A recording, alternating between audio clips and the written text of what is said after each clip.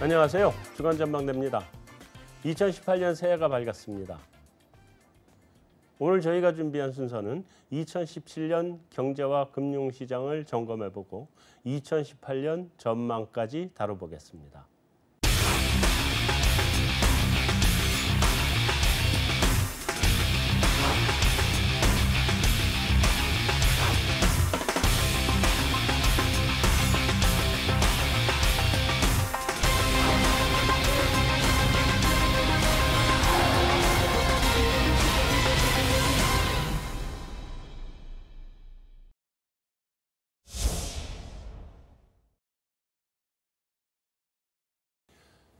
안녕하세요. 새해 복 많이 받으십시오. 안녕하세요. 새해 복 많이 받으세요. 네.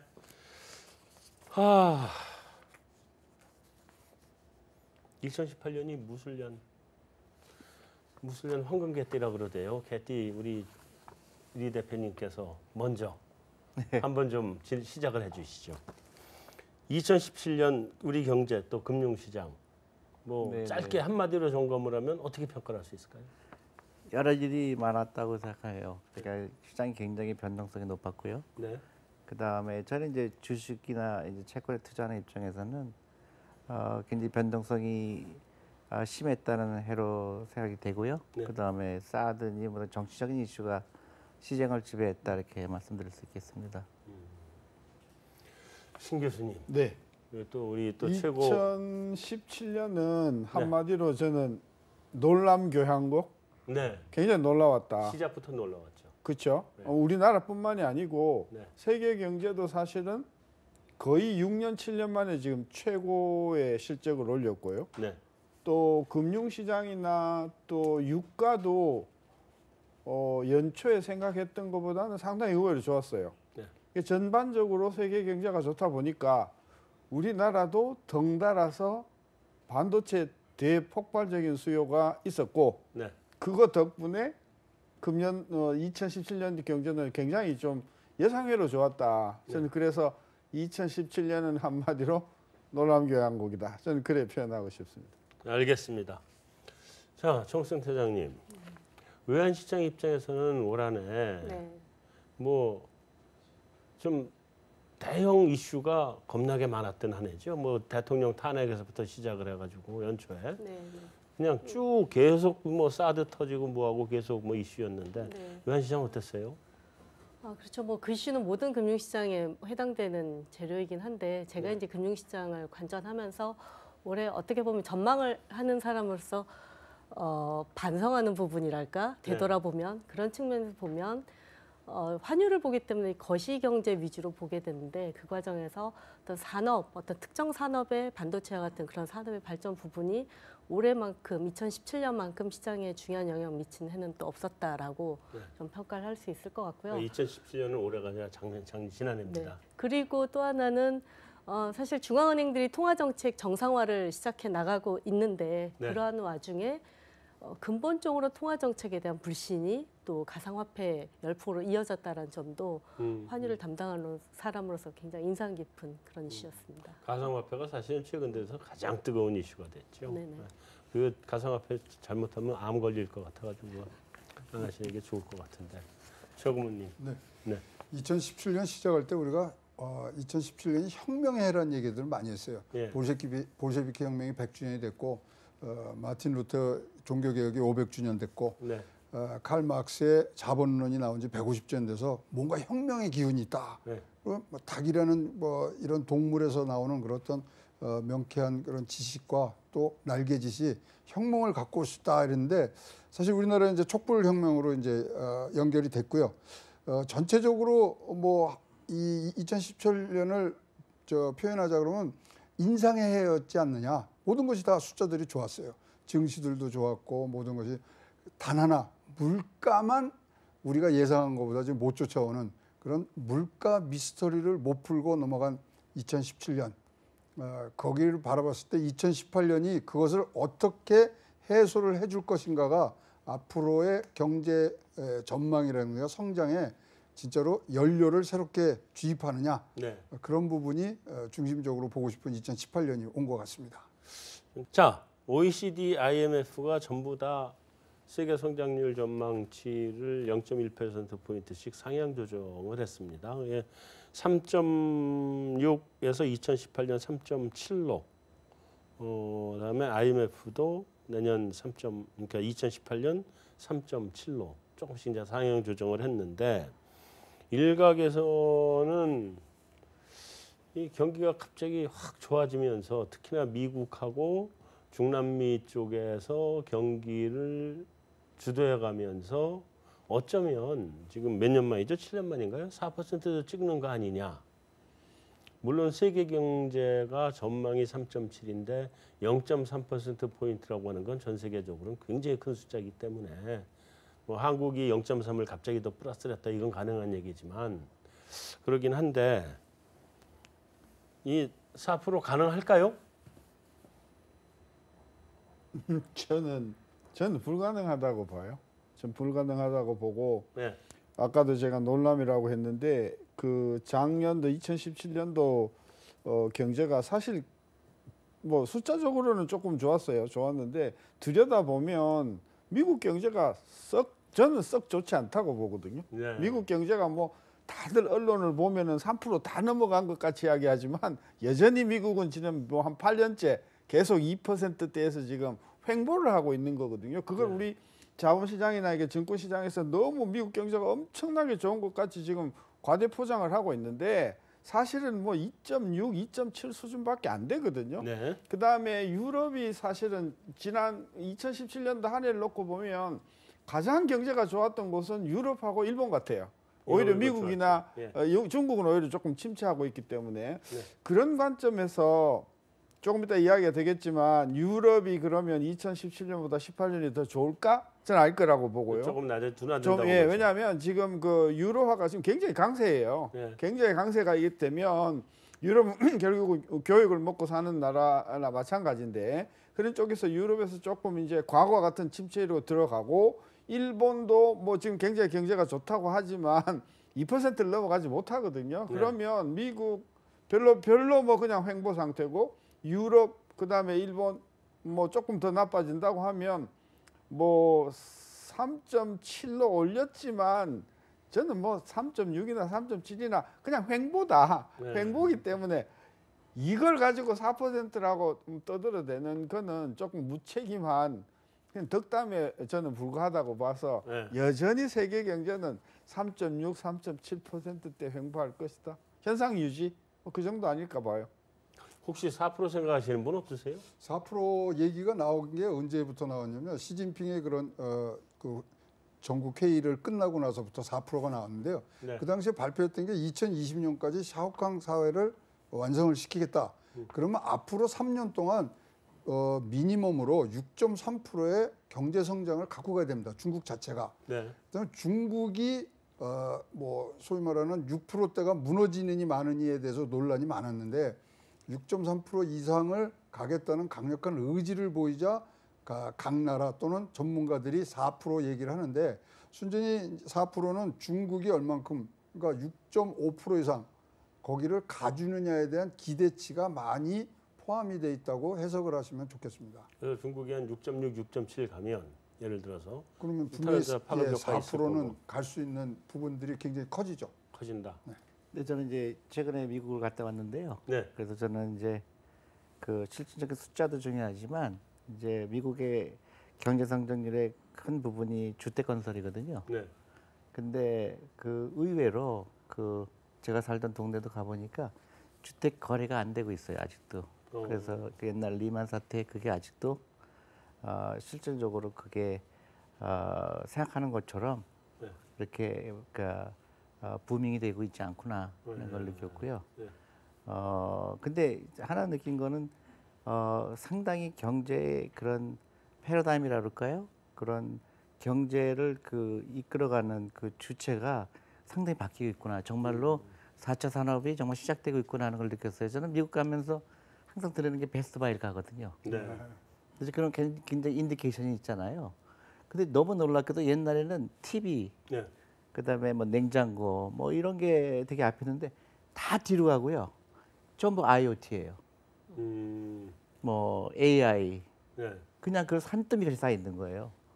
그래서 이제 미국이 굉장히 이쪽 분야에서는 옛날에 비해서 우리가 생각하는 것보다 훨씬 빨리 변하고 있구나 그런 걸 느꼈습니다.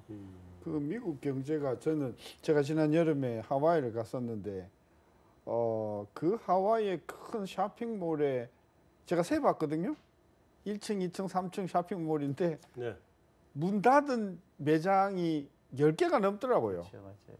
그러니까 지금 미국 경제가 좋다는 게 첫째 숫자상으로 좋은 것이고 그다음에 월스트리트 중심의 어떤 일부만 좋은 것이지 전반적으로 미국 경제가 좋다고 할 만큼 그렇게 우리가 알고 있는 만큼 그 활황한 건 아니다. 저는 그런 관점에서 미국 경제에 대한 지나친 낙관은 뭐 정치적인 어떤 그런 슬로건으로는 몰라도 현상은 굉장히 좋지 않은 부분이 지속된다. 저는 그렇게 느꼈어요. 자, 이게 자연스럽게 미국으로 넘어가 버렸는데요.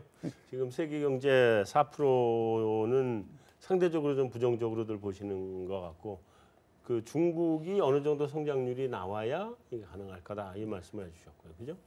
자, 이제 미국으로 그냥 확 넘어가서 기왕에 넘어온 김에 지금 감세 규모가 굉장히 크게 나왔죠, 정 센터장님. 네.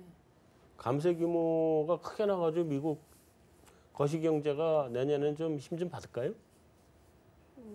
뭐 일단은 감세안 자체가 경기에 부정적이라고 볼 수는 없겠죠. 네. 아무래도 이제 네. 기업들도 수익이 더 좋아지니까 네. 네, 그런 점에서 긍정적인 효과는 분명히 있을 것 같고요. 네. 네. 근데 이제 뭐 외환 시장에서는 그런 부분을 바라다 볼 때 경기 성장 효과는 있지만 네. 그로 인한 재정 적자 확대, 네. 뭐 이게 과연 달러를 지지해 줄 수 있을 거냐 이런 논란은 일어나고 있는 생각이고요. 네. 저희 관점은 당장 재정 적자가 문제되는 수준은 아니다. 일단은 경기를 부양하는 그런 효과, 더 클 거다. 네, 이런 부분 영향이 좀 더 크지 않을까 보고 있습니다. 최고원님, 네.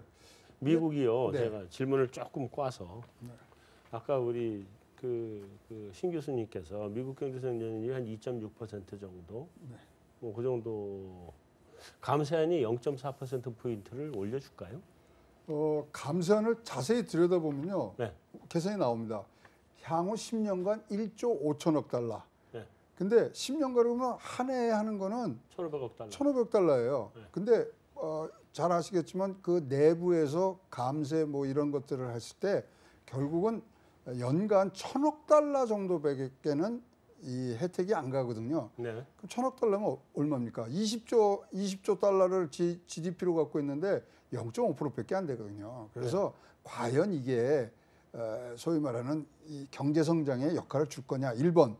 그다음에 두 번째, 이 감세가 가면은 일자리가 늘어난다 그랬어요. 이번 감세안의 이름이요, Tax Cut and Job Act예요. 네. 감세를 해서 일자리를 늘리게 했는데 미국 아시겠지만 지금 완전 고용률 4.7% 밑에 4.1%를 가고 있거든요. 네. 그렇게 되면 일자리 늘어날 것도 없어요. 지금 뭐 많은 사람들이 0.2에서 0.3% 정도의 경제 성장률을 뭐 동력을 줄 수 있는 부분들이 있다고 그러지만 세제안만 봐서는 크게 지금 기대할 건 없는 것 같고요. 지금 하나 안 나온 게 있죠. 1억 불 인프라 투자하는 부분. 네, 그것이 네. 어떻게 전개되느냐에 따라서 그것이 두 개가 이제 두 바퀴처럼 굴러갈 때 3%도 가능한 숫자가 될 수 있고요. 트럼프가 얘기했듯이 로켓에다 지금 로켓 연료를 주입했다는 거예요. 조세 네. 감면안으로 해서. 네. 그렇다면 누군가가 이걸 발사를 해줘야 되는데 발사하는 동력을 어디서 찾을까가 미국 경제의 지금 숙제라고 보여집니다.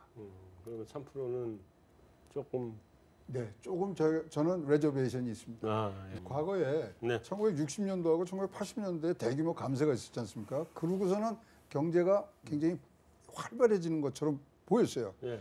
근데 2000년도에 와서는 감세 뭐 찔끔찔끔했습니다만 두 번 있었지만 두 번 다 감세하고서는 경제가 둔화되는 쪽으로 자리를 잡았습니다. 그래서 과연 이게 60년대 80년대에 어게인 60년 80년이냐 아니면 2000년대의 트렌드를 그대로 쫓아갈 것인가는 좀 더 지켜봐야 되는 상황이라고 보여집니다. 항상 공화당이 집권하게 되면 이제 빚이 늘어나죠. 네. 그러니까 연속되죠. 민주당이 잡으면 또 이제 빚을 또 줄이고. 네. 그게 이제 계속 미국에 반복되는 거죠. 네. 그러니까 지금 감세안에다가 말씀하신 인프라 투자의 규모 이제 어떻게 돌아갈 거냐. 여기서 또 최근에 별로 언급이 되지 않지만 하나 진행되고 있는 사항 중에 하나가 미국의 금융규제 완화 법안이라고 생각을 네, 합니다. 그래서 이런 부분들이 이제 어떻게 조합이 되느냐가 또 미국 경제에 영향을 미치는 좀 중요한 포인트가 되지 않을까 생각을 합니다. 트럼프 대통령은 믿지를 못하겠어가지고 뭐 이렇게 얘기를 하고 그냥 자기 자랑은 엄청나게 하는데 알고 보면 별게 아닌 경우들이 많거든요. 그래서 잘 모르겠습니다, 거기는. 자, 미국의 이제 금리 인상 기조가 시작이 됐는데 경로나 속도, 일단 금리는 인상 경로는 들어간 거죠. 속도는 어느 정도나 될 거로 보세요? 근데 저기 다른 분들이 말씀하신 것처럼 미국 경제가 이제 가장 이제 이자를 올리는 이유가 이제 인플레이션이 선제 막겠다는 건데 그렇게 인플레이션이 그렇게 빨리 올 것 같지는 않거든요. 네. 아직도 경기가 버블이 있는 게 아니고, 근데 이제 문제는 나중에 인플레이션이 이미 일어나고 있는 상태에서 이자율을 내리면은 효과가 없으니까 이자를 올리면은 효과가 없으니까 이제 선제를 하겠다는 것 같은데. 그 지금 안에서도 찬반이 많거든요. 정말로 미국 경제 살아나고 있느냐. 그래서 저는 생각보다 이자율을 많이 못 올릴 거다. 그렇게 저는 판단하고 있습니다. 근데 올릴 거는 같은데 그렇게 많은 사람이 생각하는 것처럼 다시 또 갑자기 미국 경제가 엄청나게 부밍이 일어나서 이자율을 막 3번 올리고 막 4번 올리고 이런 거는 저는 아니라고 보는 거죠. 현재 점도표상에 나온 게 3번 나왔는데 3번은 힘들다 이렇게 보시면 저는 그렇게 생각합니다. 왜냐면 제가 미국에 가서 가장 최근에 가서 느낀 거는 아까 말씀하신 대로 그 쇼핑몰들이 굉장히 마감이 데가 많아요. 네. 물론 이제 다른 이유도 있죠. 이제 온라인 쇼핑 때문에 그런 것도 있는데 어쨌든 그 이 바닥 경기는 굉장히 아직도 그렇게 쉽지 않다. 그렇게 이제 회복되는 건 분명한데 그 속도는 우리가 생각하는 것처럼 그렇게 빨리 되지 않고 있다 이렇게 생각이 들어요. 이제 예를 들어서 이제 주식 가격이 많이 올라가니까 그런 이제 그런 보이는 거는 굉장히 좋아 보이죠. 근데 실질적으로 그게 실물 경제가 따라가느냐, 이제 주택 경기라든가 이런 거 여러 가지 봤을 때 그게 쉽지 않겠다는 생각이 들었습니다. 네. 그 업소는 어떻게 보세요? 일단 뭐 연준은 3번 얘기했지만 시장의 컨센서스는 2번에 조금 가깝지 않느냐 이렇게 생각을 하고요. 저희도 뭐 비슷한 의견입니다만은 여기에 변수로 작용할 수 있는 게 내년도 위원 구성들이 많이 바뀌기 때문에 저 어떤 스탠스를 가진 위원들이 많이 들어가느냐 이 부분하고 또 연준의 의사결정에 있어서도 금융규제 완화 법안의 진행 상황도 좀 중요한 역할을 할 것으로 보입니다. 차기 의장이 금융규제 완화에 우호적인 그런 인물이기 때문에 그런 부분을 하나 감안을 해야 될 것 같고, 그다음 올해 2017년 2분기에 미국 물가가 예상보다 낮아지면서 그때부터 금리 인상 기대가 크게 낮아졌었거든요. 근데 이제 그때 그 연준 의장도 설명을 하기를 통신비 인하와 같은 일시적인 요인에 의한 거다. 그러다가 이제 시간이 지나면서 근데 그거를 제끼더라도 구조적인 문제가 있는 것 같다. 이렇게 진행이 되고 있는데 역으로 얘기하면 2017년에 2분기에 물가가 예상보다 낮았다면 2018년에는 2분기에 좀 기저효과를 해서 물가가 어쨌든 일시적으로나마 좀 올라가는 모습을 보일 수가 있어서 그때 시장에 변동성을 줄 수 있는 가능성을 경계는 하고 있습니다. 그럼 예를 들어서 금리 인상을 빨리 한다 그러면 6월 가능해요? 일단 뭐 2번 한다고 하면 상반기 한 번, 하반기 한 번 정도로 뭐 크게 뭐 놓고 볼 수 있는 거고요. 일단 그 임기가 2월이잖아요. 그러니까 2월 다음이 4월인가요? 그 다음이 3월하고 5월이죠. 3월하고 5월인가요? 근데 이제 3월에 곧바로 인상은 못 할 수도 있고. 그러니까 5월이나 뭐 이때 언제쯤 해서 올려도 한 번. 그 말씀하신 FOMC가 첫 번째가 1월 30일이고요. 그다음에 두 번째가 3월 3일부터 이제 3월 20일 날 하는데 3월 20일인가? 3월 바로 직전에 중국 양해를 해요. 그러니까 그 흘러가는 걸 다 보고 오자마자 올리고 뭐 이렇게 할 준비가 분명히 안 돼 있었거든요. 파월 의장이. 그렇다면 5월 달에 하는 상반기에는, 그러니까 확실한 건 상반기에는 일단 한 번. 그럼 하반기에 2번 하느냐, 한 번 하느냐. 이거는 뭐 이제 흘러가는 그 전체 경제 성장률. 근데 파월 의장이 와서 풀어야 될 게 하나 있죠. 저물가 미스터리. 물가가 올라가지 않고 있거든요. 그거에 대한 원인 규명이라든가 이런 것들에 대해서 확실한 방향성을 잡기 전까지는 올리긴 하겠지만 올리는 속도라든가 폭에 대해서는 굉장히 고민을 많이 할 것 같습니다. 근데 그 2% 이제 2% 물가 목표거든요. 네. 그 2% 물가 목표는 뭐 지금 몇 년째 지금 연준도 그러고 우리도 지금 잡고 있는 목표예요. 네, 자꾸만 있죠. 잡고 있죠. 네. 근데 작년에 3번 올렸어요. 3번 올렸는데 한 번도 2% 목표 달성한 적 없어요. 네. 저는 뭐라고 보냐면 사실 연준 위원들이 학자 출신이건 현업 출신이건 굉장히 고민이 야 2% 이거 유효하지 않다. 네. 다시 말하면 현재 상황에서 2% 물가를 달성하는 게 무지 어렵다. 예. 이렇게 금융시장도 개방돼 있고 상품시장도 개방돼 있는 상태에서 미국이 물가 2% 올라가는 것은 지금 뭐 초완전 고용 상태인데도 네. 2%못 달성하잖아요. 그러니까 저는 내부적으로 2% 달성은 이제 더 이상 금리 올리고 내리고 하는 데에 중요한 잣대가 아니다 하는 네. 것을 솔직히 고백해야 된다.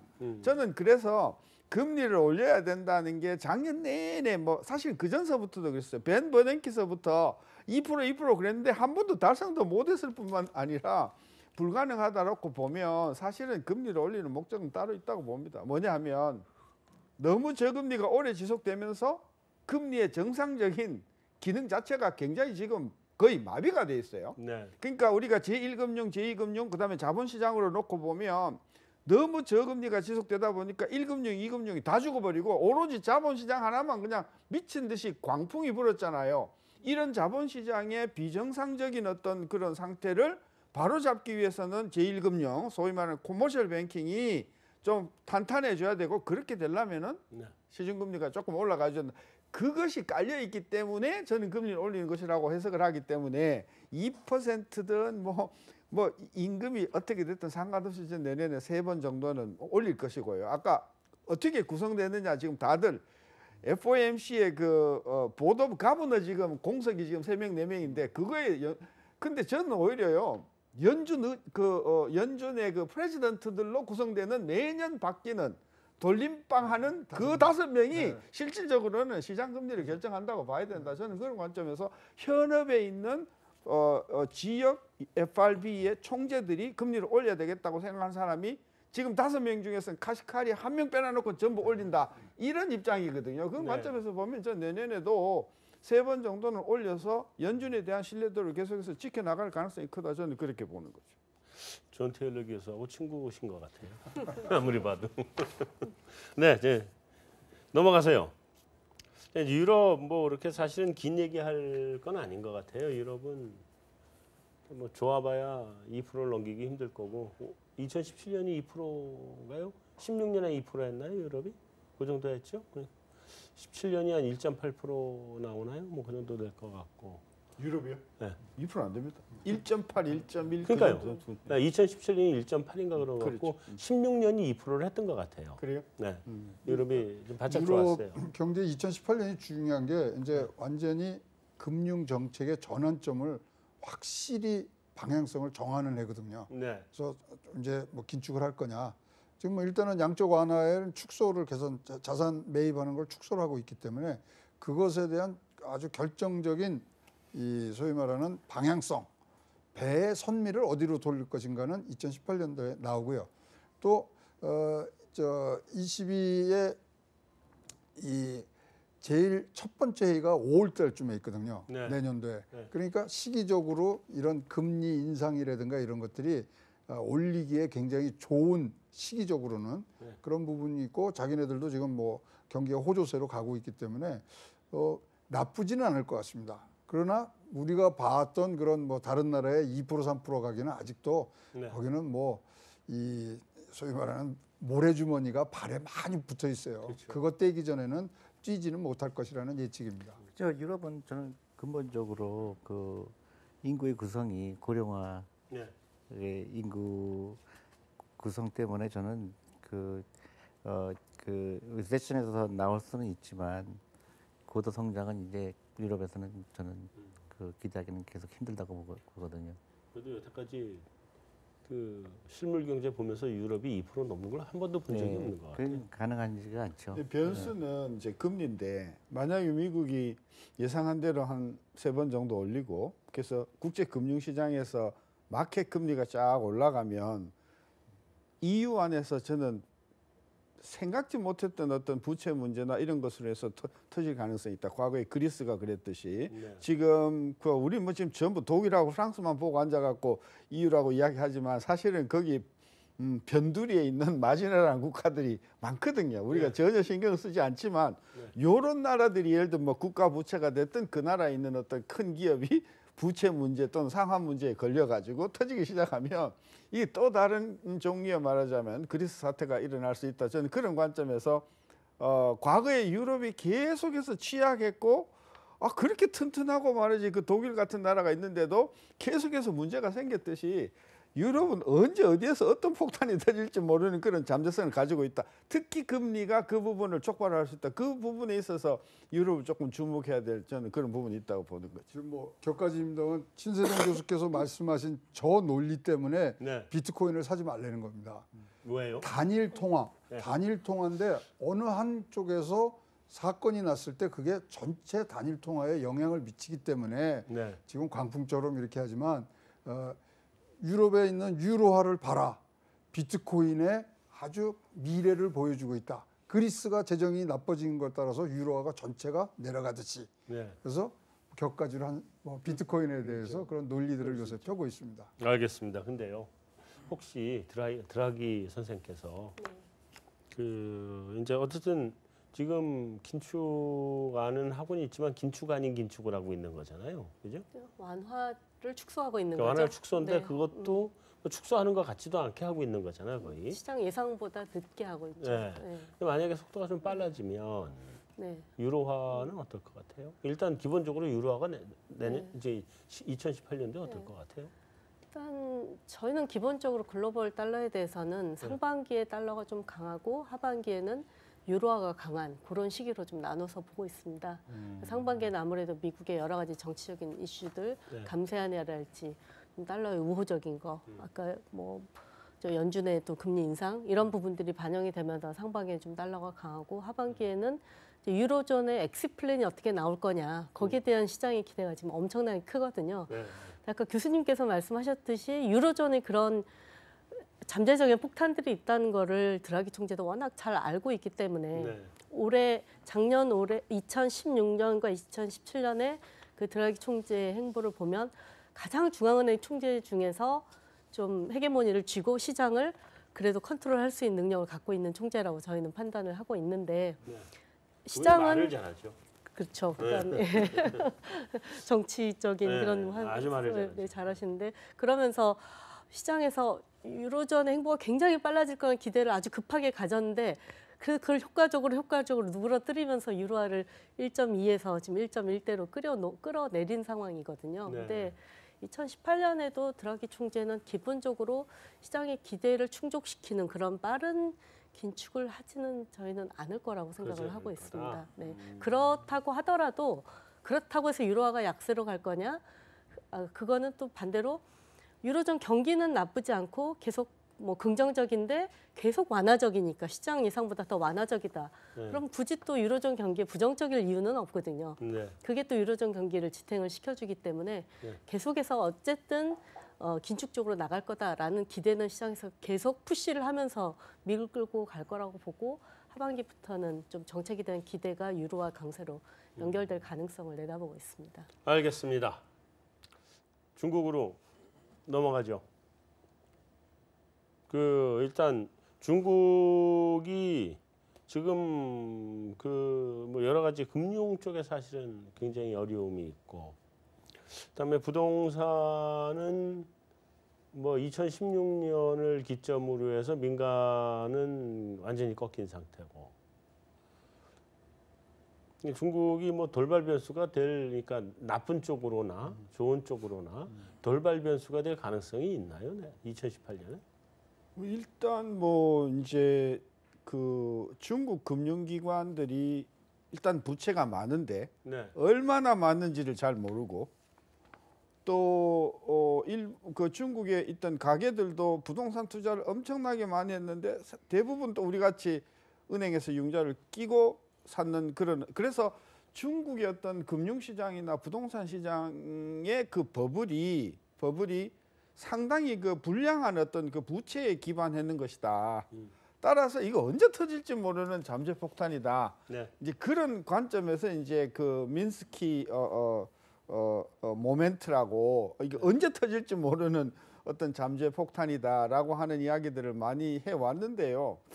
저는 그럴 가능성은 있지만 중국이라고 하는 어떤 그런 그 강력한 정부의 어떤 통제 장치가 있기 때문에 네. 우리나라와 같이 뭐 IMF나 또는 2008년도에 있었던 정말 손 놓고 아무것도 할 수 없는 상황으로까지는 가지 않는다. 저는 그래서 중국 경제가 서서히 조금씩 그 기운을 잃어가고 있는 것은 사실이지만 중국발 뭐 IMF, 중국발 뭐 서브프라임 이게는 저는 그건 좀 황당한 이야기 같고요. 제가 그 최근 한 2, 3년 동안 중국의 움직임을 보면서 제가 느끼는 건 뭐냐면 2018년을 기점으로 해서 기본적으로 중국의 전략을 바꾸는 것 같아요. 뭐냐? 수출 쪽으로. 그래서 그동안 예를 들면 자동차 같은 경우 보면 내수 시장 중심으로 뭐 1년에 거의 2,800만 대, 3,000만 대 가까운 생산, 전 세계 자동차 생산량의 3분의 1을 이제는 어느 정도 중국 자체 내 자동차 공급이 충분하다. 이제는 이 캐파를 가지고 세계 시장에 나가겠다. 저는 그래서 2018년도를 중국 자동차 수출의 원년이라고 선언을 하고 네. 약 한 1,000만 대 정도를 수출을 지금 한 100만 대 정도 수출하는 나라인데 지금 뭐 자동차 수출에서는 중국 명함도 없어요. 10위권에 이제부터는 본격적으로 그러면 한국이 바로 영향을 받는 게 하나 있고요. 그다음에 반도체도 지금 아주 의욕적으로 반도체 생산 라인을 지금 구축을 해서 내년서부터는 본격적으로 중저가 말하자면 D램 쪽으로 쏟아내겠다. 저는 그래서 2018년도 중국이 수출을 가지고 전 세계 시장을 한번 흔들겠다는 차원에서 그것이 어느 정도 성공하느냐에 따라서 중국의 경제와 그리고 주변 국가, 특히 한국의 자동차 반도체에 치명적인 영향을 줄 수 있는 변수가 된다. 따라서 이 부분을 우리가 조금 주목을 해봐야 되는 저는 그런 생각을 갖고 있습니다. 알겠습니다. 네, 그 중국이 자꾸 위기가 금방 올 거다 이제 여러 사람이 얘기하는데 저희 팀도 이제 중국에 자주 가죠. 네. 그래서 체크를 하는데 그 서양식 잣대를 보면 중국은 이미 망할 때 여러 번 망했죠. 부채 레벨이나 이런 거 보면 사실 어떻게 견딜 수가 없는데 그건 지극히 그 서양식 잣대를 본 거고요. 중국은 이제 그런 면에서 굉장히 성공적이었다고 보는데 중국의 문제는 부채가 많고 또 하나의 문제는 대부분 단기성이거든요. 근데 그 단기성을 지금 이제 장기로 전환하고 있고 네. 또 하나 개인 부채가 상대적으로 작아요. 그래서 그런 정부의 부채를 지금 개인적인 부채로 옮겨가는 과정이고요. 네. 저는 충분히 그 쿠션이 있다고 보고 또 한 가지는 지금 말씀하신 게 좋은 표현인데요. 좋은 면인데 중국의 경제의 체질이 완전히 변하고 있는 거죠. 그러니까 하이텍이고요. 테크놀로지 그다음에 그런 하이 밸류 애드가 된 그런 산업으로 옮겨가고 있고 창업을 가리키고 있고요. 네. 그 아시다시피 중국 경제가 워낙 큰 마켓이니까 알리바바 같은 게 수도 없이 더 나올 가능성이 있거든요. 네. 그러니까 그 부를 창출할 수 있는 그 분야가 전혀 그 예상하지 못한 정도로 굉장히 큰 부명이 있을 거기 때문에 네. 저는 그 중국을 얘기하면서 정말로 많은 생각을 하게 하는 게 왜 한국도 중국처럼 하지 않을까? 그러니까 그런 창업을 가리키고 그 엄청나게 체질 변화를 하는데 우리나라는 아직도 옛날 패러다임에서 많이 벗어나지 못하고 있다 이제 그런 생각을 하게 되죠. 그래서 우리가 오히려 우리 가계 부채 이런 문제가 오히려 굉장히 심각하게 생각해야 된다고 생각을 합니다. 혹시 6.5 밑으로 내려갈 가능성은 있나요? 지금 뭐 없다고 봐야 될 게요. 6.5가 어디서 나왔냐면요. 작업강사를 만들기 위해서 뭘 약속했냐면 2010년도에 개인 소득과 GDP 대비 2020년도엔 그걸 2배를 늘린다고 아주 못을 박았어요. 그래서 거기에 대한 투자라든가 어떻게 할 것인가가 세밀하게 지금 나와 있는 상태이기 때문에 그것이 크게 뭐 변하지는 않을 것 같습니다. 근데 말씀하신 그런 금융, 그림자 금융의 그런 위험성이라든가 과도한 부채 이런 것들이 사실 위험성으로 있으면 우리가 뭐 저기 농담조로 그런 얘기 안 합니까? 중국에 13억 인구가 있는데 거기 한 방향으로 움직이는 것보다 대한민국 5천만 인구 움직이는 게 더 어렵다는 얘기까지 하는 걸로 봐서는 계획 경제 내에서는 그런 추동력이 분명히 있을 것이라고 생각을 하고요. 이제 중국이 어떤 식으로 샤오강 이후에 나오는 그런 이 경제 전략 이 부분들에 대해서 우리가 세밀히 지금 봐야 됩니다. 그런데 몇 가지 지금 눈에 띄는 것들이 나왔습니다만은 결국 이거는 내년도 3월 달에 양회를 거쳐서 정책화가 되니까 3월까지는 한번 보면은 굉장히 이제 앞으로 우리에게 도움이 될 그런 얘기들을 더 많이 들려드릴 수 있을 것 같습니다.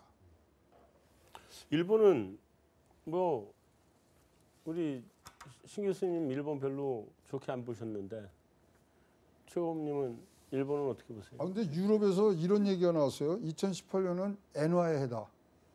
그러니까 엔화가 그만큼 가치 상승이 높아질 것이라는 얘기들이 지금 많이 나오고 있는 거 봐서는요. 진짜로 일본 내에서 지금 이런 국채 매입을 감소하는 것을 일본 경기가 어떻게 견뎌내느냐 그런 한 고비만 넘으면 엔화가 굉장히 2018년대는 강세로 갈 수 있는 부분들이 굉장히 많고요.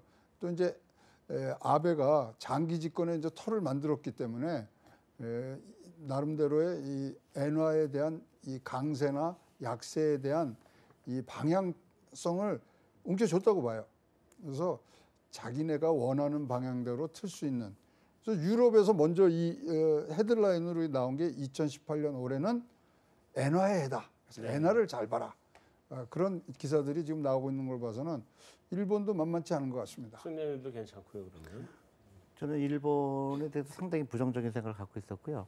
한 5년 동안 일본은 별로 희망이 없는 그런 걸로 봤는데 최근에 한 1년 정도에 일본에서 많은 변화가 일어나고 있어요. 특히 일본 연금을 통해서요. 젊은 사람들이 주식을 사고 있고요. 상상하지 못한 거.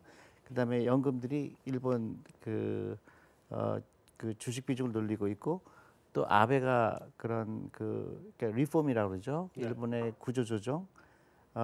그리고 일본 기업들이 이제 돈을 벌기 시작했고요. 그다음에 디플레이션이 뭐라 그럴까요? 벗어날 수 있겠구나 하는 그런 자신감이 생긴 것 같아요. 그래서 아까 말씀하신 거 저는 어느 정도 동의하는 부분이 그런 부분인데요. 일본이 깨어나고 있다.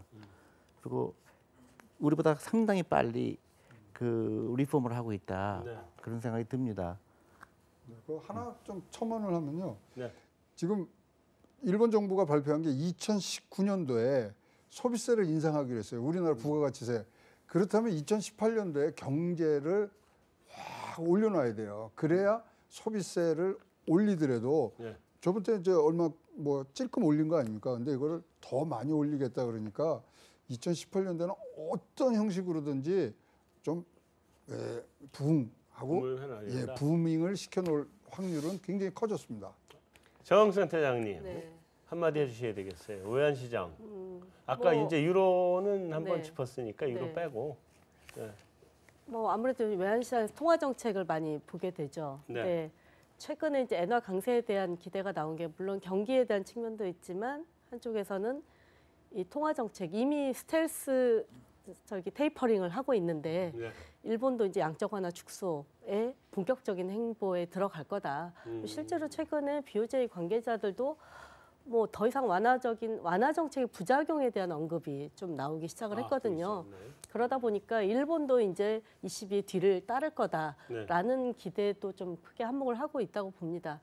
근데 이제 저희가 판단하기로는 그러니까 FRB는 시장의 기대보다 조금 더 금리를 인상한 그런 중앙은행이라면 시장의 기대보다 금리를 더 천천히 올리는 그런 나라가 ECB와 BOJ라고 볼 수가 있는데 BOJ 같은 경우에 물론 지금 채권 자산 매입 규모를 줄이고는 있긴 하지만 이미 2016년 9월에 통화정책 기조를 바꿀 때 장기금리 타겟팅 제도로 바꿨거든요. 그러니까 장기금리를 일정 수준으로 묶어놓겠다는 제도로 바꿨고 그때 통화정책의 목표도 바뀐 게 있습니다. 그전에는 2%, 일본도 역시 2% 부근의 물가를 머무르도록 유지하는 그런 목표를 갖고 있다고 했는데 2016년 9월에 바뀐 문구를 보면 2%를 넘어서는 exceed 2%를 넘어서서 그게 스테이하는 그런 거를 목표로 하겠다라고 바꿨습니다. 그러니까 지금은 2% 닿으면 그 다음부터는 다시 또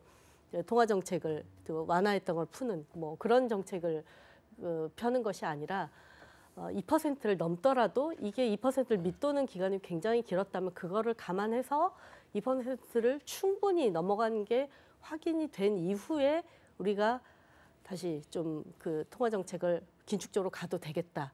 이런 기조로 바꾼 상태입니다. 그렇기 때문에 좀 그리고 과거에 섣불리 금리 올렸다가 꼬꾸라진 경험들을 가장 처절하게 했던 중앙은행이기 때문에 그래서 저희는 BOJ도 통화정책 기조를 섣불리 그렇게 긴축적으로 움직이지는 않을 거라고 봐서 내년도 저희는 엔화는 올해와 비슷하게 110엔 부분의 전후로 좀 균형점을 찾아가는 그런 거를 전망을 하고 있습니다.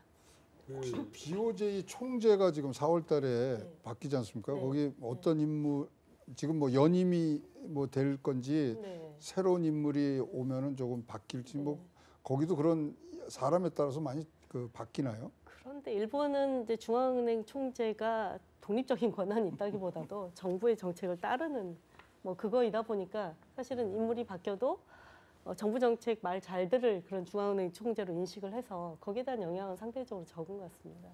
이제 일본은행 총재는 조금 정치 편향성이 있는데 그 밑에 있는 국장들이 아주 중립적이죠. 거기는. 우리도 4월달에 또 이제 저희도 바뀌지 않습니까? 그래서 우리는 뭐 그냥 총재가 그냥 친정부적이면 그냥 밑에도 싹 정부적이지. 일본은 그 밑에 있는 국장들이 굉장히 소신이 굉장히 강한 분들이 많더라고요. 보니까.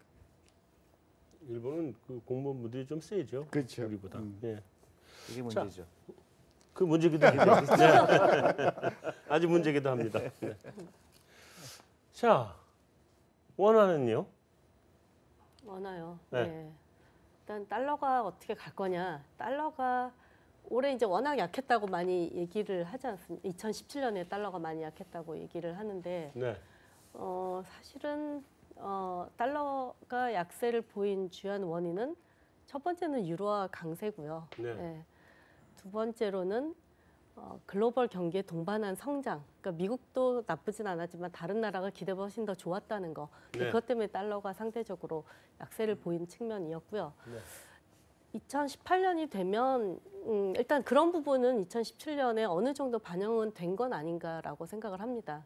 그리고 2017년에 이제 트럼프에 대한 기대로 확 불타올랐던 그런 모든 금융시장과 특히 달러, 뭐 원자재 이런 것들이 이제 다 꺼져버렸는데 시장이 기대보다 미치지 못할지언정 하나 둘씩 정책이 어쨌든 진행이 된다라는 거 그런 부분하고 상반기까지 적어도 어떤 다른 나라도 좀 긴축적인 행보를 할 수 없다라는 점을 감안을 하면 상반기에 달러가 다른 통화보다는 상대적으로 강할 것으로 생각이 되고 하반기에는 이제 다른 나라들의 긴축 정책 반영하면서 좀 약세로 전환할 것으로 보여서 전반적으로 보면은 올해 저점보다 더 낮아질 가능성을 보지는 않습니다. 그래서 올해 고점보다 2017년 고점을 터치할 수 있는 그런 강세로 가기에는 여전히 2018년에도 미국 이외 다른 지역의 경기도 뭐 나쁘지 않은 좋은 여건이기 때문에 그런 것들이 달러 강세를 제약을 주겠지만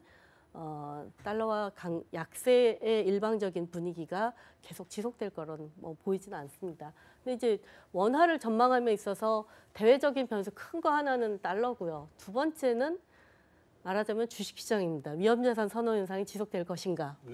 왜냐하면 원화의 주요 통화의 상관관계, 뭐 주요 지표들과 상관관계를 보면 달러 지수보다 더 높은 상관관계를 갖는 게 MSCI 이머징 주가 지수입니다. 그러니까 이머징 소위 위험자산에 대한 그런 시장의 선호도 이거에 가장 민감하게 반응하는 통화 중에 하나가 이제 원화라는 얘기죠. 그래서 2017년에는 주식의 해였기 때문에 원화가 강세 압력을 받는 좀 도드라진 그런 해였다면 2018년에도 그런 주가의 조정원 강세가 이어질 거냐가 또 하나의 변수가 될 거라고 봅니다.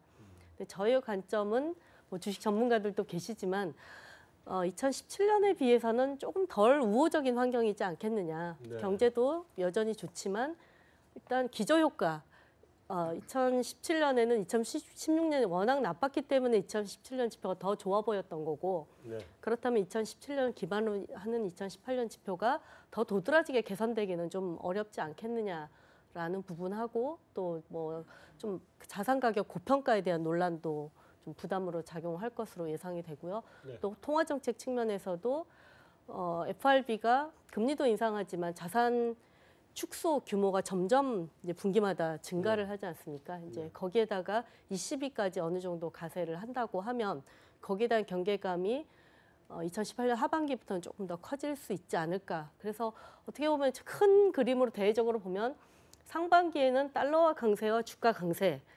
그러면 하나는 환율 상승인데 하나는 또 환율 하락 요인이고요. 하반기에는 달러화는 하락을 하지만 주가가 또 조정을 받는다라고 하면 그건 또 주가 조정에서는 환율 상승 요인으로 작용. 이게 좀 꼬이는 저희는 일단 기본 그런 시나리오를 그리고는 있고요. 네. 국내 여건을 돌아다 봤을 때는 이제 제일 중요한 것은 IT 경기인 것 같습니다. 환율에도. 네. 2017년에 반도체에서만 전년 대비 무역 흑자가 한 250에서 300억 달러가 더 났습니다. 네. 그러다 보니까 이제 한국은행도 경제 전망에 불혹에 지금 반도체 전망을 집어넣고 있거든요. 저희도 반도체 리포트들을 이렇게 읽어봤는데 일단 중국이 치고 올라오긴 하지만 아직은 2018년에 위협이 될 존재는 아니다라는 게 대체적인 중론이어서 그거를 채용을 한다고 하면 여전히 국내 펀더멘탈 뭐 다른 나라에 비해서 상대적으로 좋을 것 같습니다. 그래서 그런 부분이 원화의 상대적 강세를 유도는 할 수 있을 것 같고요. 하나 또 좀 여전히 좀 저희가 심도 있게 봐야 되는 부분이 이제 국내 시장의 포지션이라고 생각을 합니다. 네. 그러니까 2017년 4분기에 환율이 지나치게 좀 빠른 속도로 빠졌던 이유 중에 하나가 2017년 3분기에 북한 리스크 때문에 달러를 많이 사뒀다가 네. 그 요인이 발현되지 않으니까 일제히 이제 포지션들이 다 쌓이면서 이렇게 손절이 나오면서 이제 환율이 하락하는 걸로 보고요. 네. 이 흐름이 2018년 1분기까지도 좀 이어질 수 있지 않느냐 이렇게 생각을 합니다. 특히 2017년 11월에 거주자 외화 예금을 환율이 많이 빠져도 많이 증가를 했는데 더 놀라운 거는 그중에서 개인의 외화 예금 증가율이 사상 최대로 많이 나타났었습니다. 그만큼 시장에서는 여전히 환율이 오를 거라 보고 저가 매수하는 그런 수요가 상당히 많다. 그것 때문에 환율이 지지된다라고도 볼 수가 있지만 환율이 반등할 수 있는 요인이 빠른 시일 내에 재개가 되지 않으면 다시 또 시장이 무거워질 수 있다는 얘기로 봐서 저희는 2018년 1분기까지는 그런 소위 달러 롱 포지션 때문에 시장이 상당히 무겁다. 환율이 아래쪽으로 좀 무게중심이 쏠려 있을 거라고 생각을 하고 있습니다. 이제 그 2018년 1, 4분기 지나고 난 이후부터는 원화가 정상화. 포지션이 좀 그러니까 털려야 네. 해소가 돼야 이제 대내적인 변수를 다이내믹하게 반영할 수 있지 그래서- 않을까 생각합니다. 그래서 환율 어디까지 보시나요? 중요한 건 그건데. 네, 일단 저희는 저점은 1,050원으로 보고 있습니다. 1,050원 저점. 네. 일시적으로 하방 돌파를 하나요? 아니면 그냥 1,050 찍으면 다시 올라가나요? 글쎄요. 네, 1,050도 아주 견고한 뭐 지지선이라고는 볼 수는 없는데, 그것도 아니고? 네, 일단 저희는 1,050원 더 내려가기에는 또 상반기엔 달러 강세를 보고 있기 때문에 네. 그런 점에서 지지가 될 거라고 보고요. 이게 조합이 어떻게 되느냐에 따라서 결국 레벨이 이제 결정이 되는 건데 네. 만약에 1,050원이 깨진다고 하면 그 다음은 1,020원, 뭐 1,000원 정도의 지지 레벨을 생각은 해볼 수는 있습니다. 알겠습니다. 자, 이제 한국의 원화 환율이 이제 얘기가 나왔으니까 이제 자연스럽게 한국 경제 전망으로 넘어가야 되는데요. 한국 경제 전망을 간단하게 보면 올해 성장률은 3%는 넘을 것 같아요. 근데 내년에 3% 넘을 걸로 보시나요? 한국? 글쎄요, 저는 이제 그 주식에 주로 투자하기 때문에 이제 매크로보다는 마이크로 네. 쪽에 더 관심이 있는데요. 저희가 이제 기업을 보면 그 기업의 이익이 계속 견조하게 저희가 투자한 기업 보면은 다 그렇다고 볼 수는 없지만 저희가 투자한 기업 보면은 이익이 15에서 20%는 다 상승하거든요. 네. 그래서 그런 면에서는 경기가 이제 마이크로 쪽으로 봤을 때 좋아지는 것 같은데 네. 워낙 그 몇 개 분야 반도체 네, 네. 그런 분야가 워낙 큰 비중을 차지하기 때문에 반도체 경기가 계속 그렇게 서스테이너블 하느냐 이제 그런 것도 큰 변수고요. 그러니까 한국의 이제 2017년에 그 기업 투자가 상당히 늘었거든요. 네. 그게 결국 반도체 영향이 크거든요. 네, 맞습니다. 그래서 이제 반도체가 어떻게 되느냐. 근데 이제 옵티미스틱한 사람들은 이제 좋다고 생각하는 사람들은 옛날 같은 사이클이 아니다. 옛날에는 공급이 주도했거든요. 네. 그러니까 옛날 공급이 많아지면 가격이 내리고 그다음에 재고가 쌓이면 가격이 내리고 이제 재고 줄면 다시 또 가격이 오르고 이런 사이클이었는데 지금은 그게 의미가 없는 거예요. 네. 예측하기가 너무 힘든 거예요. 왜냐하면 그 반도체 수요가 너무 다양하기 때문에 네. 이게 슈퍼 사이클이라고 그러죠. 사이클을 이제 예측하는 게 불가능하다. 그리고 의미가 없다. 근데 과거에도 그런 얘기가 있었어요. 과거에도 한 10년 전에 반도체 사이클이 없다 했는데 결국은 사이클이 있었고요. 그러니까 그 예측하는 것 자체가 사실은 굉장히 어려운데 한 가지 분명한 거는 반도체 수요가 옛날보다 훨씬 더 늘어났다. 네. 근데 이제 중국이 이제 캐패시티를 늘리겠죠. 근데 시간이 걸릴 것이고 또 테크놀로지 갭이 있고 하니까 시간이 좀 걸릴 거다. 그래서 2018년까지는 반도체 호황이 계속 있을 거다. 저희는 그렇게 판단하고 있습니다. 그래서 그러면 이제 경기는 예. 좋을 근데 것 이제 같다. 3%가 되느냐, 뭐 2.7% 되냐, 저희는 그렇게 큰 의미는 두지 않고 있다. 그리고 예. 어쨌든 경기는 좋을 거다. 그렇죠. 신 교수님, 네. 올해 3%는 넘는데, 그죠? 올해 3%는 비정상적이죠. 그러니까 예측하지 못했던 반도체 특수 때문에 네. 그다음에 우리 정부 재정 정책도 있었고.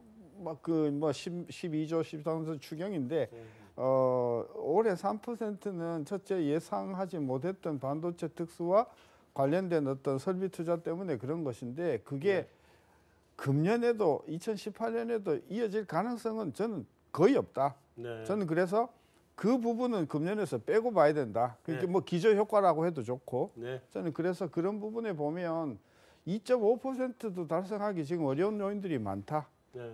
왜냐하면 원화가 너무 강세가 심했어요. 2017년도 하반기에요. 지금 아까 1,050원 그랬는데요. 1,050원으로 6개월만 가면 문 닫는 중소기업 또는 파산할 중소기업들이 수십 개, 수백 개가 나올 겁니다. 저는 그래서 정부에 대해서 조금 제가 유감인 것이 이게 원화가 지금 1,050원 뭐 1,100원대만 무너져도 지금 뭐 아우성인데 지금 지난 한 7개월 동안 문재인 정부의 환율 정책이 아예 없었어요. 그리고 내려가는 걸 되게 즐기는 것 같아요. 저는 그런 관점에서 환율이 지금 80원, 70원대 위태로운 것 자체도 이게 비상인데 전혀 이 부분에 대해서 지금 뭐 언급이 없는 것 자체가 지금 정부의 정책의 공백 상태다고 봐서 작년 말서부터 진행되어 온 원화 강세가 내년 2018년도부터는 본격적으로 이제 수출이 막 뚝뚝뚝뚝 마이너스로 지금 돌아가는 상황이 아마 곧 오게 될 것이다. 그때쯤 되면 정부로서는 정말 난감할 것이다. 저는 그래서 환율에 대해서 좀 적정한 수준으로 관리를 해줘야 되는데 그 부분에 정책이 전혀 없다는 것이 저는 조금 의아합니다 지금. 알겠습니다. 이게 혹시 이게 뭐 길게 답변하실 건 아니고 시간이 별로 없어 좀 빨리 가야 되는데 혹시 굿자 보는 환율 되면 1인당 3만 달러 되나요? 사실 그런 얘기들을 정부 당국자한테 기자들도 많이 하신대요. 네, 그러니까 그것 때문에 환율 원화 강세로 가는 게 놔두는 거 아니냐. 네, 그러니까 근데 제가 보기에는 그런 의도를 갖고 있는 것 같지는 전혀 않고요. 네, 알겠습니다. 자, 우리 이슈가 좀 몇 가지 있어서 다음 이슈로 넘어가야 될 것 같습니다. 그래서 먼저 우리 금리 인상 경로는 어떻게 보세요? 그러니까 이제 4월달에 한국은행 총재가 이제 어느 분이 오시느냐에 가장 큰 방점을 두고 싶고요. 사실 지금 한국은행이 정부의 어떤 정책하고 뭐 동조를 해서 같이 가는 것도 중요하지만 독립성을 좀 더 강화한다는 차원에서 오셔갖고 한국은행의 가장 중요한 이 뭐 기능이라 그럴까 그게 사실은 이 경기 조정이 아니라 물가 안정이거든요. 그 차원에서만 딱 보고 금리를 올리는 속도와 진행 방향을 정해줬으면 좋겠습니다. 뭐 정부에서 올리라 그래서 또 분명히 우리는 6월에 지금 지방선거가 있기 때문에 그 전에 경제를 망가뜨릴 수가 없거든요. 그러니까 인위적으로 나온 부분들을 어떻게 한국은행이 독립적으로 갖고 가느냐에 대한 그런 책임을 지실 수 있는 분이 꼭 오셨으면 좋겠고요. 그런 분들이 진짜 나라 경제를 꼭 살린다는 마음으로 해주셔야 될 것 같습니다. 전망을 해주시라고 그랬더니 희망사항을 말씀하셔가지고. 이 자리에 그 한국은행 총재 후보가 있기 때문에 더 얘기하면 안 돼요. 아, 알겠습니다. 네네. 혹시 저요? 신소동 교수님. 자, 우리 유가 65달러 가능하다고 보세요? 글쎄요. 근데 저는 유가 전문가는 아니지만은 네. 쉽지 않을 거라고 보는 게요. 뭐 다들 그렇게 유가가 올라가는 거를 예상하지 못한 것도 있긴 하지만 네. 지금 각 나라들이 지금 유가만 올라가면 다 이벤트를 쏟아볼 거거든요. 네. 그다음에 셰일가스도 있고 그래서 저는 이제 단순한 논리로 봤을 때 그렇게 막 더 가파르게 올라가기는 쉽지 않을 거라고 생각을 하고요. 근데 결국은 세계 경제에 달려 있죠. 네. 근데 얼마나 세계 경제가 그런 좋아지느냐 네. 그거에도 담겨 있는데 저는 60 저는 60불 미만으로 갈 것 같아요. 60 미만. 예. 60을 넘어서기도 쉽지 예, 않다. 예. 여기서 뭐 60 초반 정도까지는 막 50 후반에서 60 한 3달러 이런 정도까지는 보는 것 같아요. 근데 65달러 사용할 가능성이 있다고 보세요? 근데 지금 감산 합의를 네. 올해 연말까지 하기로 네. 지금 합의가 돼 있기 때문에 2018년. 2018년. 네. 네. 돼 있기 때문에 그 부분에 대해서는 급격하게 올라갈 지금 상승 요인은 없고요. 네. 그다음에 지금 미국에서 계속적으로 셰일가스를 이번에 20불까지 낮추는 기술들을 갖고서 셰일가스를 계속 지금 뭐 공급을 하겠다 그러니까 그럼 유가가 올라갈 수가 없거든요. 네. 그래서 그 부분들이 굉장히 잘 작동이 되리라 생각하고요. 만약에 60불 되면요, 우리나라는 경제 바로 직격탄이잖아요. 네. 지금 우리 현대경제연구원에서 추정한 바로는 0.9%가 떨어집니다. 경제 성장률이요. 60불 넘어가면요. 네. 그래서 그런 부분들에 대해서 우리가 사실 이제 지금까지는 뭐 3조라는데 이제는 3고가 왔지 않습니까? 네. 뭐 환율도 그렇고 뭐 등등 했을 때 이 금리가 아니라 유가가 안 올라가기를 연초부터 기도해야 됩니다. 지금 유가는 결국 사우디가 올해 오펙 국가들 잘 결속을 다진 그 효과가 발휘하고 있는 게 제일 크다고 보거든요. 네. 시장에서는 이제 죄수의 딜레마처럼 누가 하나가 튀어나가면 이게 무산이 될 텐데 그래도 잘 단속을 해서 유가를 잘 지지를 해줬고 결국 사우디는 내년 또 아람코 상장 때까지는 유가를 어느 정도 수준으로 높여놓고 싶어는 하거든요. 그래서 그 이후가 좀 문제가 될 것 같습니다. 그게 시기가 언제가 될지 모르겠으나. 또 하나는 유가는 이제 그 산유국들이 전부 그 석유를 달러로 코트를 하잖아요. 달러 가치가 떨어지면 상당히 불리한 거예요. 그렇죠. 그래서 달러 가치가 어떻게 될 것이냐 하고도 유가가 사실은 관련이 있다.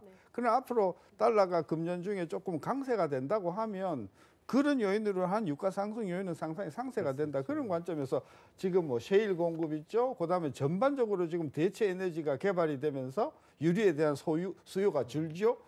그다음에 그러니까 그런 관점에서 보면 저는 유가는 앞으로 더 이상 뭐 배럴당 130불, 40불 가는 그런 적은 없고 그냥 한 50불에서 60불 사이로 계속 안정적으로 가는 것이 산유국한테도 그게 국가 이익에 보탬이 될 거라고 봐서 유가는 큰 이슈가 되지 못할 것이다. 네. 그리고 테크놀로지가 발달해 갖고요. 옛날에는 그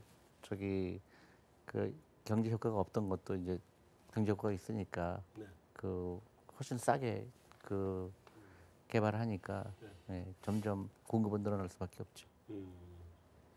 자, 그럼 넘어갔어요. 올해 한 해, 그러니까 2017년은 우리 여기 지정학적 리스크가 좀 시장에 영향을 줬던 한 해라 그러면 올해는 어떨까요? 올해에 뭐 지정학적 리스크가 크게 터질까 안 터질까 하는 것에 대한 전망도 뭐 한다고 하면 무의미할 수는 있습니다만 근데 올해 지정학적 리스크가 우리 시장에 충격을 줄까요? 아니면 뭐 그거야 항상 있었던 변수니까 하고 넘어갈까요? 어떻게들 보세요? 근데 저는 이제 주식시장을 보면 어떤 지정학적 리스크에 대해서 한국은 굉장히 둔감해요. 네. 이제는 그런 그런 효과가 있었기 때문에 네. 결국은 항상 바잉 찬스가 있더라. 그래서 북한에서 미사일 쏴도 극히 단 시간만 그 영향을 받지 영향을 받지 않았죠. 네. 과거에도. 근데 앞으로도 그 기조는 계속 될 것 같은데 요새 조금 더 심각한 것 같아요. 이게 이제 트럼프라는 변수가 있고요. 네. 또 김정은이라는 사람이 굉장히 나이가 젊고, 네. 그러니까 경험이 없는 그 사람이고, 또 미국의 트럼프가 또 뭔가 자기가 해결해야 될 같은 그런 욕심도 있고 하니까 저한테 자꾸 전화가 옵니다. 사람들이요. 혹시 미국 대사관 연락 없냐고. 네. 맞아요. 시민권자들. 네, 근데 저는 없을 거라고 봅니다. 네. 근데 과거보다 오히려 높아졌다. 저는 그렇게 생각해요. 예. 실제로 외환시장에서 봐도 2016년 이후 2017년이 가장 금융시장에 반응이 있었다고 보여집니다. 네. 뭐 실제로 원화는 강세라고 주가는 올라갔지만 이 외국인이 한국 시장을 보는 관점에서 또 포지션을 잡는 관점에서는 거기에 대한 경계심을 제가 본 이후로는 가장 한 10년 만에 가장 강하게 가졌던 해로 그렇게 판단할 수 있고, 그런 배경은 말씀하신 대로 그런 지금 과거보다는 리스크 가능성, 발현 가능성이 높아졌다라는 인식을 갖고 있는 것 같아서 2018년에도 금융시장의 반응은 되게 뜨뜻미지근할 수 있지만 네. 상황에 따라서 외국인에 대한 경계심은 좀 커질 수 있지 않겠냐. 그러니까 지정학적 요소를 누구의 관점에서 보는 지정학적인 요소가 굉장히 중요한 것 같아요. 2017년은 정말 꼭 내일 모레 한국에서 전쟁이 일어날 것 같은 분위기로 대다수의 미국에 있는 사람들이 봤었어요. 네. 트럼프의 어떤 그런 돌발 변상. 그러나 국내 사람들은 전혀 안 느꼈잖아요. 그러니까 네. 우리가 이야기하는 지정학적인 요소가 외국인이 보는 지정학적 요소하고 한국인이 보는 요소는 틀린데, 이제 강조하고 싶은 게 문재인 대통령이 지금 처해 있는 외교 군사적인 입지는 과거 역대 대통령보다도 지금 어려운 딜레마에 지금 처해 있다. 미국도 아니고 중국도 아니고 일본도 아니고. 그런 점에서 보면, 그리고 북한하고는 뭔가 조금 가까워지고 싶은데 지금 눈총이 너무 많이 보이고, 그런 관점에서 이 문재인 정부가 느끼는 어떤 그런 주변에 대한 군사 외교 이런 쪽의 어떤 그런 긴장감이나 이런 것은 역대 정부보다도 훨씬 더 그 강도가 세다는 차원에서 저는 그런 관점에서 지금 집권 여당의 어떤 그런 지정학적인 분위기에 따르는 갈등은 상당히 크지 않은가. 저는 그런 관점에서 정책들이 굉장히 조심스럽고 뭔가 굉장히 생각을 많이 해야 되는 이런 상황으로 갈 것이기 때문에 우리 시장이 느끼는 지정학적 요소, 외국인이 느끼는 요소, 그리고 집권층이 느끼는 요소가 다 지금 다른 정도의 강도를 가지고 있다. 그 부분 좀 주목해야 될 것 같아요. 네. 자, 이제 마지막으로 한 번 더 다뤄야 될 이슈가 이제 우리 경제에 지금 굉장히 많은 또 이슈들이 걸렸는데, 하나가 한중 간의 갈등, 또 미국의 보호무역, 그리고 우리가 6월 달이 선거인가요? 5월 달이 선거인가요? 6월인가요? 6월 선거. 이런 다음에 이제 한중 간의 갈등뿐만이 아니라 그것들이 갖고 오는 이제 사드 보복 풀어준다 그러다 다시 회수하는 거 이런 등등, 이게 변수로 좀 이렇게 거론되고 있기는 한데, 이런 것들 신경 써야 될 것들이 있는가요? 있죠. 중국 문제는요, 평창올림픽에 시진핑 주석이 오느냐 안 오느냐가 굉장히 큰 이미지와 그다음에 컨텐츠를 갖고 있기 때문에 그거를 통해서 지금 나갈 수 있고요. 사실 반도체 그러지만 반도체 이제 중국이 거기에 굉장히 많은 투자를 하지만 반도체 지금 모자라서 쩔쩔매거든요. 네. 그리고 우리가 지금 6% 정도 가격을 올리니까 지금 벌써 악소리가 났어요, 중국에서는. 그래서 역으로 우리가 이제 지금 문고리 잡은 상태이기 때문에 시진핑 오는 부분들이 그런 풀 수 있는 굉장히 좋은 기회가 되고요. 거기다 플러스해서 안 듣게 얘기해가지고 오게 만들어야죠. 그거는 우리 정부의 실력입니다. 잘 모르겠습니다. 그다음에 이제 김정은이가 이제 신년사를 분명히 이제 발표를 이제 할 거고, 네, 하겠죠. 그거에 담기는 내용도 굉장히 초반 이 우리나라의 컨트리 리스크에 대한 어떤 지표가 되지 않겠냐 봐기 때문에 두 가지를 저는 뭐 유심히 지금 바라보고 있습니다. 그 둘이 다. 신 교수님 어느 걸 특별히 좀 더 관심 있게 봐야 된다고 생각하세요? 저는 이제 한미 FTA를 미국이 벼르고 있다. 네. 한국이 중국과 얼마만큼 가까워지느냐에 따라서 FTA 문제를 지렛대로 사용할 가능성이 크니까 우리 이쪽 눈치 봐야 되죠.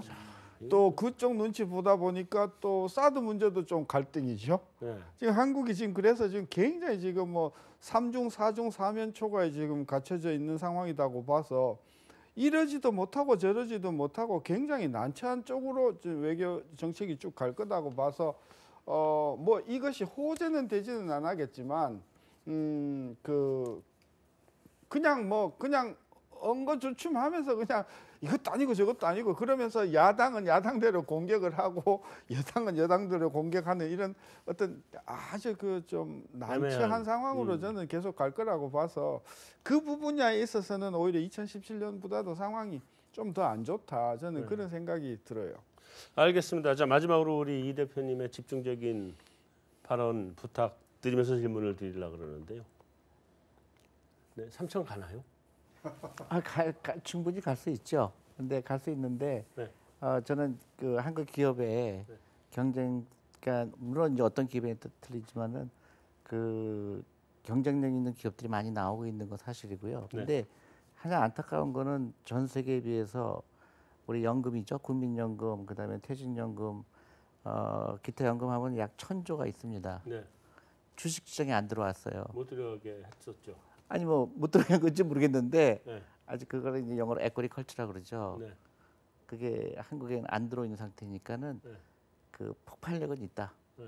코스닥엔 좀 비중을 늘리겠다고. 당연히 아니니까 그건 정부가 늘리겠다 안 늘리겠다 그런 차원이 아니고요. 네.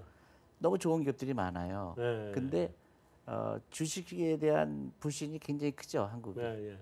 그래서 저는 3천이 아니라 미국의 1980년도부터 저기 펜션 리폼이 있었거든요. 네네. 그때부터 몇십 년 굉장히 좋은 주식시장도 왔고 그 주식시장을 통해서 많은 기업들이 새로 탄생했는데 한국은 그게 딱 지금 일본처럼 바틀렉이에요. 네.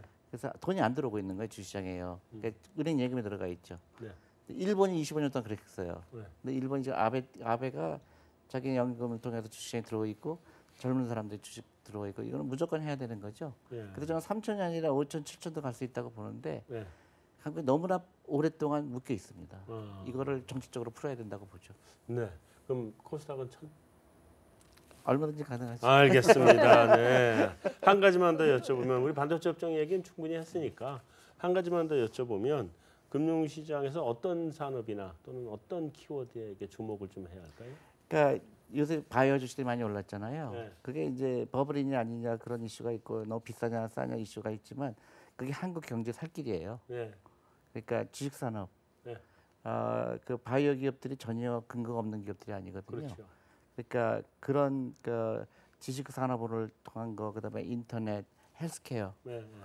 그게 한국 기업이 나갈 때라고 길이다. 보는 거고요. 네. 정부에서 그런 데 신경을 써야죠. 근데 그런 기업들이 대부분 창업을 하는 기업들이거든요. 네. 그래서 한국 교육이 거기에 맞춰져야 된다고 보는 거죠. 알겠습니다. 잘 알았습니다. 제가 앞으로 제 포트폴리오 그쪽으로 한번 바꾸는 걸 검토해 보겠습니다. 네, 메인 토크는 여기서 마무리하고 외신 인사이드로 넘어가겠습니다.